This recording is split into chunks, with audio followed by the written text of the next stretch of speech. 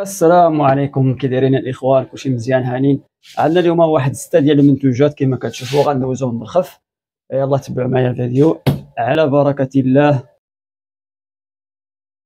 كاينه الاش تي سي 128، راه كنا درنا فيها العرض ديال 75 درهم. اليوم راه نقصنا فيها واحد 5 درهم، بقاو فيها هاد البياسات هادو، يعني دابا ولات ب 70 درهم. كاينه لهاد البروجيكتور ديال 60 واط، بالنسبه للبوله ديالو راه مجهد، الضو ديالو راه مجهد. بالنسبه للثمن ديالو كنا درنا ب 60 درهم، اليوم ب 40 درهم، حتى هو راه فيه السولد. عندنا البوله ديال توباج 60 90 واط، 5 د البولات ب 20 درهم. كما كتشوفوا هما 5 د البولات ب 20 درهم.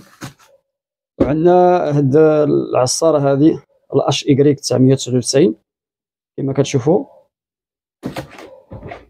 عصاره فيها ايترونس، كتهز ايترونس. هنا 400 واط بالنسبه للموتور ديالها. كما كتشوفوا عصاره زوينه. وكاينه هاد الاش ايكغيك حتى هي 248، حتى هي نفس الثمن. بالنسبه للثمن هذه اليوم درنا لها 99 درهم فقط. هذه حتى هي نفس الثمن 99 درهم، اش ايكغيك 248. وعندنا المنتوج السادس اللي هو هذا الهاشوار هذا، كما كتشوفوا الهاشوار ديال الاينوكس اللي معروف زي 20. كما كتشوفوا حتى هو راه كيجيب المواس ديالو. كاين هذا الموس اللي فيه جوج، وكاين الاكس 3 حتى هو الموس اللي كيطحن كلشي. وكاين هذا الموس هذا ديال المايونيز. بالنسبه لهذا الهاشوار هذا راه كما تتعرفوا راه معروف يعني.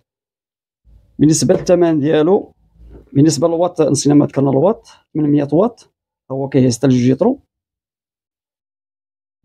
بالنسبه للهاشوار اليوم بالنسبه الثمن زوين، 105 درهم. 105 درهم، ما بقاتش 150 درهم، كان 150 درهم، اليوم 105 درهم. والسلام عليكم.